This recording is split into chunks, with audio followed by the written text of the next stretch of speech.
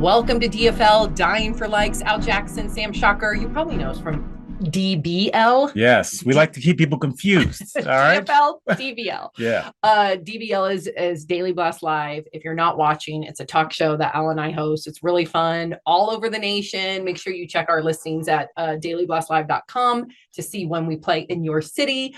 Okay, Al, these are two really tragic stories, recent stories. I just want to preface all of this that we talk about this again with respect, because I can only imagine how these two individuals' loved ones are currently dealing with the trauma of losing. We're going to talk about two people who lost their lives due to trying to get that perfect selfie. Right. So it does happen. So I know when people say things like, oh, you know, when you're walking across the street on your phone, you could get hurt. No, those things really do happen. And I'm going to give you two cases about people trying to get a cool selfie shot and it costs them their lives. So first and foremost, our deepest, and I say this sincerely, thoughts go to those individuals if they ever come across this, and may this be a cautionary tale, and may these two individuals rest in peace. So we're going to first start with Sophia Chung, 32 years old. This happened in July of 2021. Okay. Just about a year and some change ago. And Sophia was known as a substantial influencer. Right. She didn't have millions of followers, but she did have thousands of followers. And she was known on her social media for very risky adventures. Okay. Also very beautiful, risky adventures would often kind of like her, when you look at some of these influencers, they have like branded photos. Her branded photo was hanging off of a cliff. Oh my goodness. She had many photos of her successfully capturing these terrifying, risky adventures and successfully being able to go home and post about it. This one did not end that way. This took place in Hong Kong. This was at a really scenic stream, but it was a stream with like a cliff right near it. What had happened was she went there with three of her friends. They took a day trip to this scenic stream, and their whole goal was for her to get photos for her Instagram of her hanging off. And it was, I believe, it was a 16-foot deep pool. So it had a steep drop and then a really deep pool underneath it, if you can envision it. Okay. I want to try and paint the picture for you. I'm sure she saw this as like the perfect photo to post on her Instagram. So what had happened was she did what she typically does to try and hang off the end of it to get that perfect shot. And she lost her footing or whatever it was, her hand. I don't know the exact details because it doesn't go into it. But what had happened is she did fall off that steep drop, tumbled into that 16-foot deep pool. Her friends, of course, immediately called emergency services. I can't imagine what they must have been thinking. The first responders got there very quickly, rushed to the scene. She was taken to a nearby hospital in Hong Kong, and she was pronounced dead on the scene. I'll get into more details, but I just want to hear your initial reaction to that. This is someone who's young. This is someone who's trying to keep up with the Joneses, but this is someone who also had a brand of doing this. Right. I mean, this is somebody that I think when people, I'm 45, when we talk about social media, we look at it as something like, hey, here's a picture of my kids, or here's something cool I did. And, you know, even if you're getting 500 or 600 likes or 1,000 likes, you're not a person that's usually doing this like, oh, I'm going to quit my day job and this is going to be what I do. When a young Sam Shocker or young Al Jackson started doing comedy, started in television, this was what we were going to do. When you think about somebody that's 22, she's 32, but still, yeah, excuse me, 32. Yep. When you think about somebody that's 32, she wasn't just taking these pictures for her friends. She had a brand. One, she was attractive, so she's going to pull in people from there. And two, like women will look at her and be like, she's a badass. She's a leader. She doesn't let people tell people what women can and can't do or shouldn't do.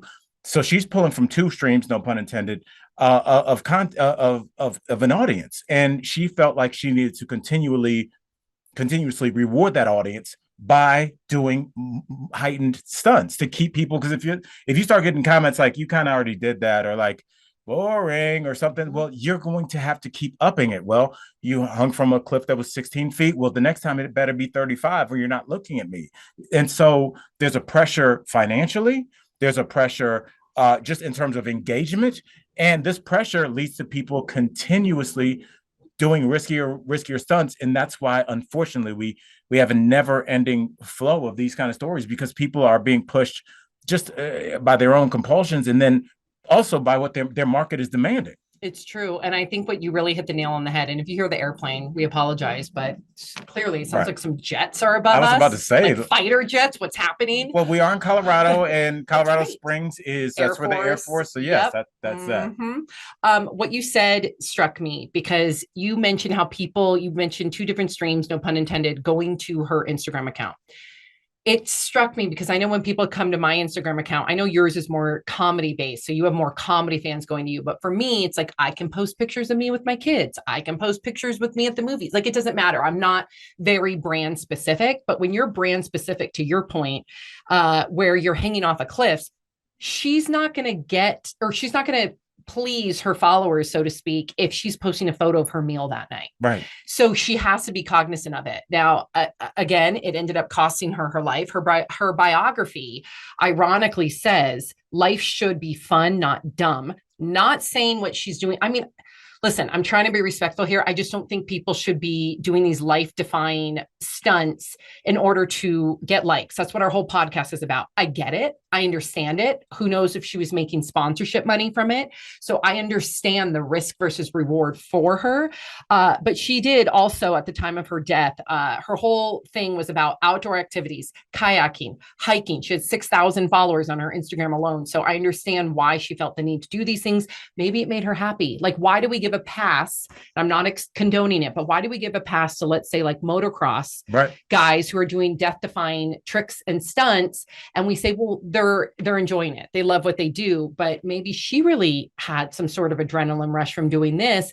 And then people are now saying, well, you should not have done that. Right. You can't be pro X Games where those guys are dropping into half pipes that go to the core of the earth and come back up. You know, it's super dangerous, but millions in sponsorship. I remember a quick small story here, but I used to host a show called Officially Amazing about people that break Guinness Book of World Records. And one of the first seasons we ever did it, there was a kid that was on those razor scooters that are now motorized everywhere, but it was just a regular one. And he did flips in the half pipe. And, you know, I didn't realize like how much money they made yet. This is pre, open sponsorship. And I remember talking to his dad, and he just turned to me and he goes, I think the kid was 14, 15. He goes, yeah, we were arguing on the car on the way over here. He wanted to buy a Lamborghini. And I said, he's not old enough yet. Like, but just said it so calmly. Well, look at Ryan Sheckler. Do you remember that pro skater? I mean, I'm sure he's still doing it, but he was at like 19 years old driving around Lamborghinis. Right. It's crazy money. And to quote the great rapper Scarface, money is an issue. And money makes things happen. And quite honestly, if somebody throws enough money at my old ass, I might be dangling over a cliff. Seriously, I won't let you know. It's not worth it. It's not worth it. I'm being facetious a little bit. I know. We all understand that, like, when there's a big bag out there, right? It's hard to turn it down, especially when you're young and nothing bad has happened yet. You're right. And that emboldens you. Absolutely. Right. But I will say there is a difference, even though I definitely see the understanding of, like, people, if you're going to say this person's doing what they love, then you should apply that to Sophia as well. But I will say the amount of effort it takes to be any one of those pro BMX riders, motocross, any X Games, skateboarding, that's blood, sweat, and tears for years. Literally they're doing 8 hours a day, as opposed to someone who's going on a hike and dangling. Right. So there is a difference as far as expertise and as far as the passion and commitment and determination it took to get to that level. So I just want to say that, no disrespect to Sophia, but I just want people to understand that perhaps she too was doing what she loved. It may not be on the same level as an X Games person, but maybe that gave her some sort of an adrenaline rush. Makes me think of Gigi Wu, who we've talked about. Gigi Wu. Go watch that episode. Go watch Gigi Wu, because that was an expert climber who people just boiled down to like a hot bikini hiker, and that wasn't the case at all. Okay, so just want to say her last Instagram post, which was posted on July 9th, was just days before her death. But what is beautiful about it, she's relaxing at the beach. And I think this is a nice image for, I hope, and somewhat cathartic for her friends and family, because not only is it a beautiful image of her just relaxing in a peaceful place, but it's flooded. with wonderfully supportive rest in peace comments, rest in power comments, people that knew her that believe that she died doing what she loved. So at the end of the day, I do want to just cautionary tale, don't do this. It's not worth it. She should not have lost her life to do it. But according to the people that knew her best, she died doing what she loved. Yes, but I think about the people No. she left behind, Sammy, and how difficult that must be on their friends, because all I would do, and I know all you would do is beat yourself up. I knew we shouldn't have done it. It was overcast that day. We should have waited a day. I wish. And honestly, there's nothing that you can do to stop somebody from doing what they really love. I'm sure you remember that old Evil Knievel guy that would jump school buses and break every bone in his body. I'm sure he had some family members like, please stop doing this, but it was in him to do this. And when somebody is a stunt person or a pro football player or a boxer, can you imagine? These things there have been people in combat sports since the Roman Coliseum. They're just some people that are just like, let's fight it out, where me and you were like, I'm good, bro. True. It's something in your brain. Absolutely. And, I will have to say, though, again, like, I just want to separate the two of the people, like the boxers, the MMA, like yes, there's something in their brain, but they are dedicating their whole lives to it. It is a sport. It is an expertise. So I don't want to equate the two. I don't want anybody watching to think, oh, well, I'm on social media. This is what I love to do. I'm going to take those risks.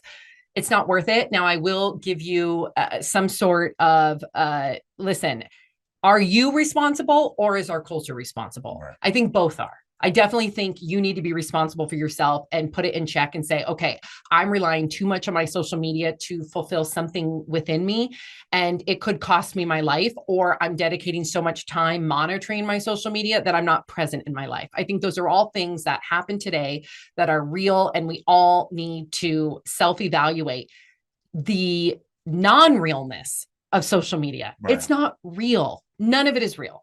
So, I'm glad that she enjoyed what she did, but again, like, not worth it. It's hard, but when you find a community online and you feel ostracized from your community in real life, you start spending more and more time where you are. Like they said in Cheers, go somewhere where everybody knows your name. If you walk around and go to McDonald's and no one looks at you, whatever, but if you log onto a chat room and everybody's like, Sam, where you been? How your kids? I get it. It's like, who's your loyalty going to be to? Yeah, but are they going to, did they show up to her funeral? That's probably not. Probably. And I get it. Like, I've been disenfranchised before. I've been in really low depths of despair in my life when I battled with depression, where I would need those self-fulfilling comments to make me feel seen and heard, but they're fleeting. They're not long lasting. So you got to work on yourself. And I also want to say too, before we move on to the next story, I think, at the end of the day, what would Sophia have become? Would she have become a mother? Would she have become what her profession of evolved into something different, something more fulfilling? Was this just a stage in her life? We've all had those stages in our lives. So unfortunately, that present and that allure of social media cost her her future. We don't know what her future would have been. We don't know if she would have spoken out against this later on. So I find it to be very tragic. And again, use this as a cautionary tale, and may she rest in peace. Andrea is our next story. So he had dropped his phone. Now, this reminds me of the man that went to Mount Vesuvius. And the volcano, yes. Yep, another episode. Check it out. He had dropped his phone right after taking a selfie, and he wanted to grab it. Now, we've heard this story many, many, many times. We have more episodes that we're going to cover. You think that you can just die from taking a selfie and losing your footing or your hand, but in reality, or your grip, I should say, but in reality, it can be something where you drop your phone and you go to retrieve it, and then it's that secondary step that costs your life. So this is recent. This is a handful of months ago. This was in August of this year. He and his girlfriend, Sarah, were climbing a rock called Alter Nato. Now, this is in Razzo, Italy, and apparently it kind of like resembles an altar. And a lot of people go up there to take photos. And I went and I looked at the photos. It's glorious. It's beautiful. I understand the allure of it all. So what had happened is in fact, his girlfriend, Sarah, shared their last photo together. So you can see the photo before he dropped his phone. And the photo is a beautiful photo. They're both very good looking. They look very happy. They look like that they're in love. And she actually called that photo, quote unquote, the cursed last photo together because she shared it. And then she put her account shortly after that on private. Heartbreaking. So, and in the photo, you see them kind of like up in the hill. Then I guess right after that moment, she said that he dropped his phone. And when he went to retrieve his phone, he slipped 650 feet. Is that like a 6-story building, 650 feet? It's got to be close. Producer Kelly, I'm sure will look this up. And I can't imagine, because that's one of those falls. And I'm not trying to be morbid here, but you have time to understand what's going on. You have that you would be conscious. Is that what's happening? It's not like, you hit your head on a rock, you went into the water, you suffocated and you drown, and that's the end of it. It would be a long process. It would be a long process probably just to retrieve the body, which is even more agonizing. I'll tell you about that. Yeah. So and also you think about the extreme emotion, because it's not like this was something they did on a whim. This was something they planned. Obviously, it wasn't an easy hike, but it's worth it because of what you get to see when you get up there. And they were doing it together. Right. Together. And I think that's what's different about this one. This isn't an influencer. I mean, he did have like 1,000 followers. This isn't an influencer who's trying to get that crazy shot. This is somebody that wanted a pretty picture. Mm-hmm. I think we've all been guilty of that. Absolutely. Mark and I have been on hikes and there's a waterfall and we take a picture of us together by the waterfall. I guess either of us could have slipped, hit our head on a rock, and then there we are as an episode of Dying for Likes. Right. She's saying it's about 60 stories. Oh my gosh. I can't imagine what that poor girlfriend, 650 feet. That's PTSD right there. Honestly, the way I think about things with numbers is in sports. And when you said that, I thought about like hitting a home run in a Major League Baseball park is about 350 feet. So 2 Major League Baseball parks, to witness that? Yes. If you've ever been on a stadium and just look to see where the outfield wall is, it is far, homie. Right. And for him to have, it's unconscionable. For him to have fallen that, I can't imagine.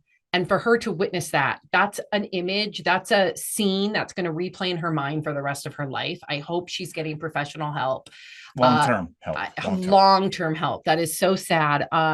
Also, I do want to say too that, when she changed her account on private, apparently there's some articles out there that talk about how she herself has not only become a recluse. I mean, I'm not even going to go there because it's about a month ago.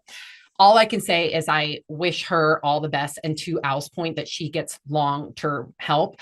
You mentioned the rescuers. Yeah. So when this happened, I don't know how quickly they got there, but apparently a helicopter and rescue crews were able to get to him. And they, before even taking him to a hospital, they pronounced him dead at the scene. I mean, to Kelly's point, 60 stories. I can't imagine anybody surviving that.